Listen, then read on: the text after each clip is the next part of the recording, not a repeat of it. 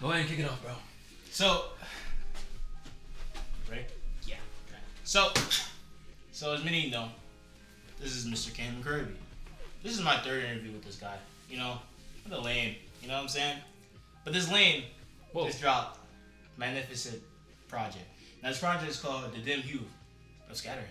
It is. That's what it's called. And that goes into my first question. Oh, okay. So that. On that. What was the thought process on naming the album The Dim Hue of Scatterhead? Well, back in like March. Yep. Right. Or was it March or was it February? Around Black History Month. Gotcha. I was actually in class. I'm gonna give you the full rundown, right? Yeah. I was in class, right? I was in English class. This white girl had this flask. I didn't mean to rhyme. But it was like a dirty orange. I fucking love orange. Yeah. I love orange. Yep. Orange is his favorite color. My favorite color, right? So I'm like, why the fuck she got this dirty ass color of orange? Yeah. And I was thinking, I was doing my artsy shit.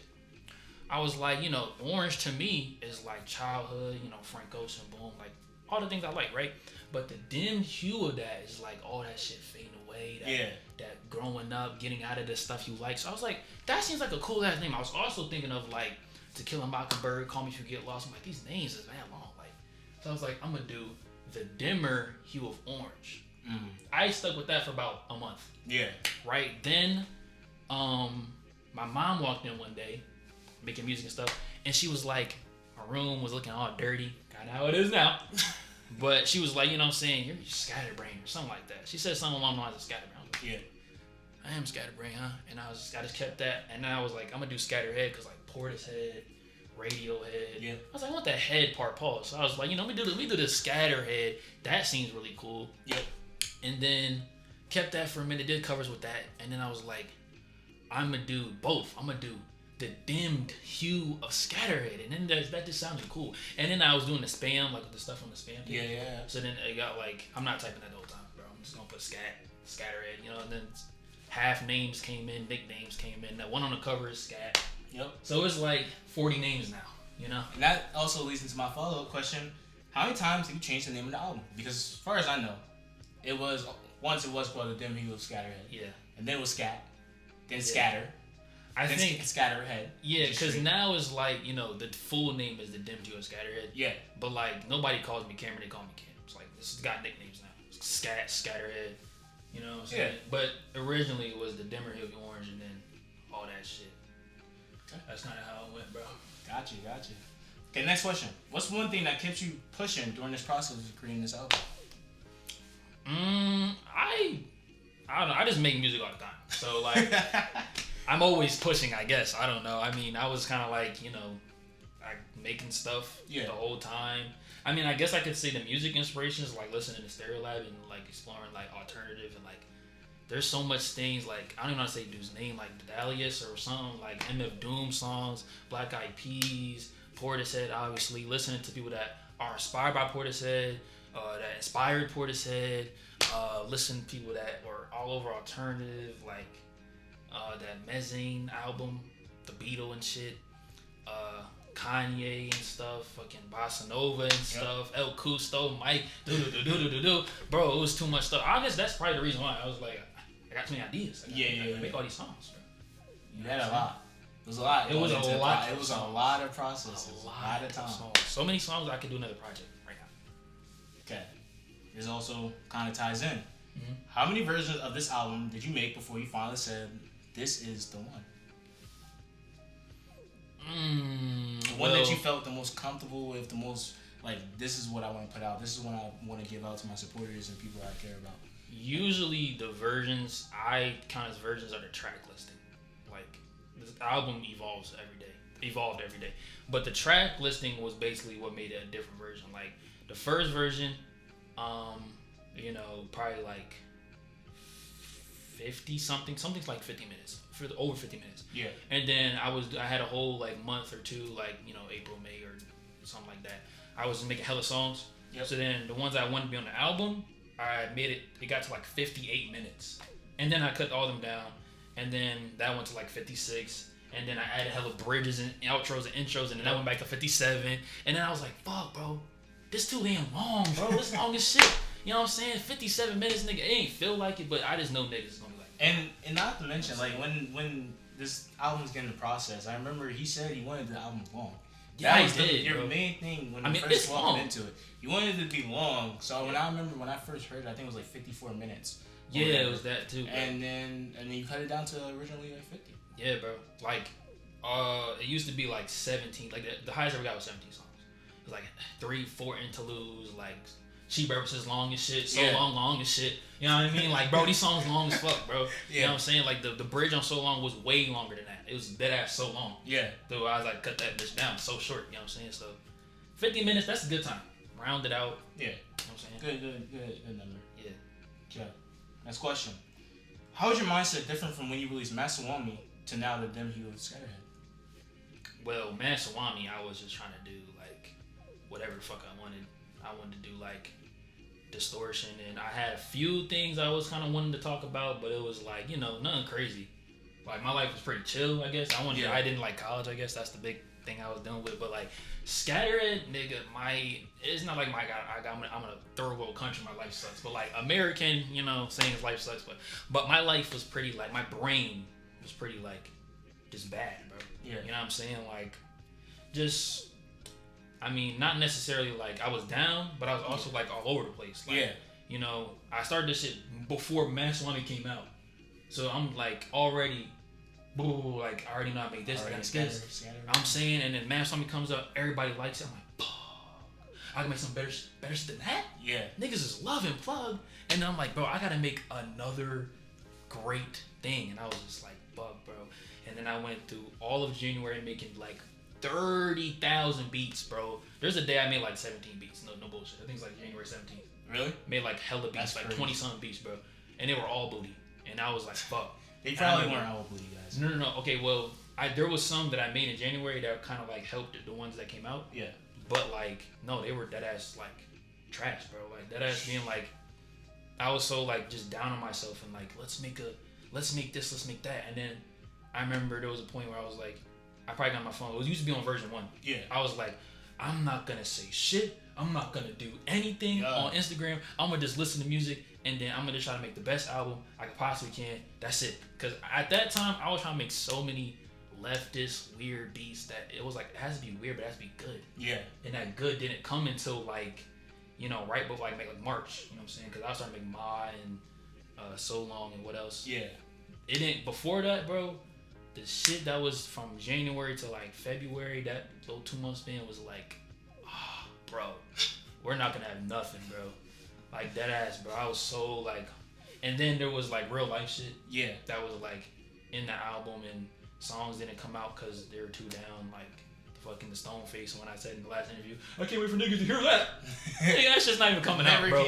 Never came out. I'm not showing nobody that, bro, because that's gonna fuck with somebody day. That is. You know what I'm saying? Not like to say that the songs on the album aren't like reading the lyrics pretty depressing, but like, bro, my brain was definitely. Like, Scatterhead is the epitome of niggas from the 9 months. That 9 month span. Perfect me. Okay. Next question. Mm-hmm. Which kind of similar to the last one. How has your production level changed so much in just 6 months? From when Masawami came out, which was February 5th. Yep. To now. 6 months later, with Scatterhead. I don't know. I became like a crackhead version of Masawami, bro. Because I did Sweeter from Masawami. Yep. Masawami, I learned everything I know now. Like that ass. Yep. So then I was like, all right, I'm going to do a little test run, try to experiment with myself and do that for like 7 songs. And if people like it, all right, let me do the crackhead 50-minute, you know what I'm saying? Yeah. Everything. Let's expand on that. Bro.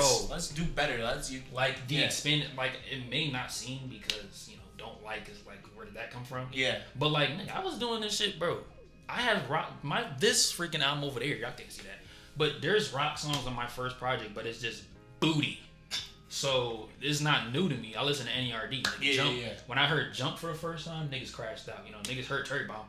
Well, so I could do that shit. It's just that I had to be like, you know, I think I just got even more, like I said, precise. Care more, you know, more detail. Yep. You know what I'm saying? Take more time. Yep. As long as I ever took on a project, niggas was pressing me.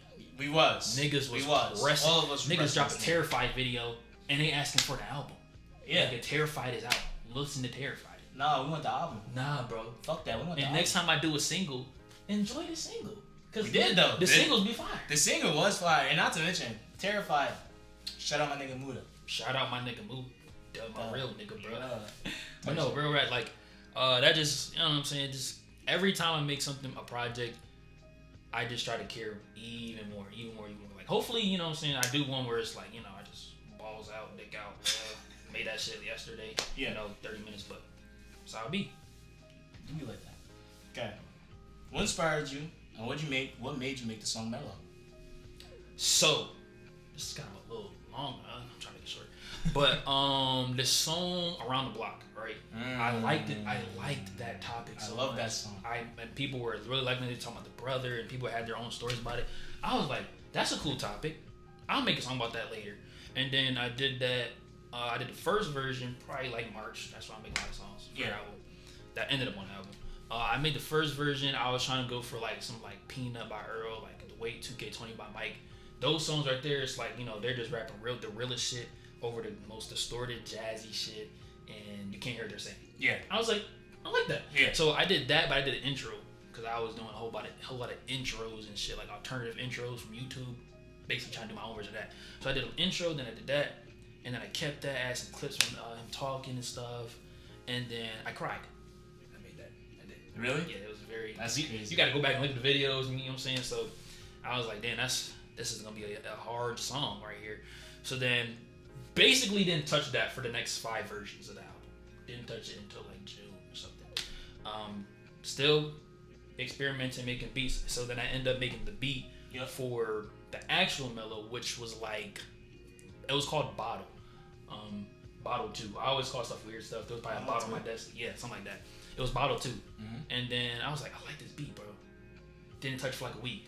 And then I came back to it and I was like, oh, I'm probably just gonna just like change this because I like this and make it like a 808 Kanye version, but with the same lyrics that the rap, but sing it, and it just turned out to be this whole thing. I sampled Solange, that one track where it's like 21 seconds, but it's like the one track on this album right here.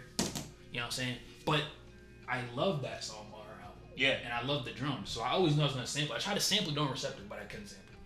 So then I did that, reversed it and shit. I had the Frank Ocean stereo drums, like crazy. The guitar come in, the strings, the piano come in. Bro, what? That shit. I love that song, bro. I do too. I love that song, bro. I love that song. It's so like literally. Yo, when I first heard that, bro, it just came in so smooth. Mm-hmm. You got this nigga singing. Mm-hmm. like I never do that. He don't. He actually hates doing it, but like slowly over 808s, which I never do. Yeah, and I tried to really put some 808s on the album. It's like every song got 808s, bro. That ass. Yeah. Gotcha. Okay. Next question. The beat change on Ma at 2 minutes and 31 seconds. Oh shit. What was the thought process on doing that beat change? The guitar? Mm-hmm. What the fuck? I don't even know. I like that was the period of time like, yo, EJ coming over every day. Yeah. He's like, you know, rapping and doing bass and I'm just like guitar. When I tell y'all there's no real life reference point to some of these things, it's just like he's over or I'm just like listening to the album obsessively. Yeah. I'm like, because originally those chords, I was in E flat major to D major, D flat major. I was just like playing the piano over. I had a good piano thing over it. And then I was like, let's do EJ. Not EJ play the guitar over. Because that's the time I was just so open to everything. Like, he's coming over with his guitar. I got this bridge. Let's see what it sounds like with a guitar. And then we kept it. And then like that happened basically for every song. Like the Lonely Girl bass. Like I just wanted to see what he would do because it didn't have bass over it. Yeah. The sample. So I was like, we need you to have bass on that, bro. Can you write a bass line to that? And he was like, yeah. Boom. I was like, oh, that. Like, this is easy. And then that's really how everything went, bro. Shout out EJ. Shout out EJ for real, bro. For real. For real. Like, real, genuinely, bro. Like. Yo, bro, you need to drop the EP, bro. You need to drop the EP, bro. We on you, bro. You know you're head next. You see how my smile faded, bro? You know you're head next. Just how we was pressing this nigga, we pressing you next, bro. Wait, don't. But like pressing. That was ass. That was crazy. Next question. Right. Why is every song on the album lowercase? Because I used to do it all uppercase, so I was kind of like, fuck y'all niggas, man. Like, why I gotta do everything the same, bro? Like, no, genuinely though, cause like, bro, the title don't got no parental advisory. The title is just like hella pixelated, scat in the bottom, like everything lowercase. That's what people be doing now. People be doing lowercase GNX, you know, Skywater. I be listening to them. They got the shit lowercase. I'm like, nigga, why my shit gotta be uppercase like Doechii and Tyler all the time, bro? Not that it's a problem. Yeah. But I was trying to let niggas know I am on some different timing from what I do. Yeah. Not saying I'm on the most different shit ever, but from what I do, yeah, Scatterhead is very different. So the title being under lowercases has to be the boom. Okay, he different now. You know what I'm saying? Yeah. What caused such a dramatic shift and don't like? And how many versions of this song did you make? Bro. I know a version that he originally had. Trying to draw, bro. But I want to hear your explanation. And the viewers want to hear it as well. So what caused a dramatic shift? I just and don't like, meaning the scream, and then you just rap. And to back the scream. I'll tell you what it is. Studying Yeezus on site. That switch. It's very iconic. Yes, it is. Very short though. And I took that concept in. I was gonna say something very off, like camera, can't say that. But I blew that up, gave it a BBL, basically, right? Yeah. Took that contrast thing, bro. The first version of the album, there was versions of the album where I had a song called Pretend. Yeah. Which, no, it's not coming out. So, no one asking that. But, you know, there was a song called Pretend. Yeah. Before Crush came out, I had that Crush come in for like 30 seconds. Yeah. And then took it back out. And then I was like, dude, that's so fire. And I took that. Every song I made had either a beat switch or a complete emotion switch. Yeah. Like Need You, duh. Boom. Like I can't name a song that don't got a crazy So I was like, I'm doing that. And the first version had that basically kind of the same. Yeah. But it was more like samply. If think of Ma and Nothing had a child. That's what the first version sounded like. You know what I'm saying? It was gritty like Nothing, but the soul sample was like from Ma. So I took that. Everybody, Josh loved it. I did. And I kept that for a minute. You know what I'm saying? I think I made that in January. And I actually made that before January. I made that like in school. Like, yeah. Like it was just really in school, like first semester. And then I was playing the beat for Aaron and shit. And then, you know, I remember that day. But shut your bitch ass up. But then I remember that beat. So I kept that for a minute. And then I don't know what month, probably April, June. That's a lot of shit going on. I'm trying to tell you. Yeah. It's just track lists searching, bro. Searching. And I come across this, I don't even know how to say it, Bad E, I don't even know. Battle Cry, that's what it's called. That sample blew my mind. I'm like,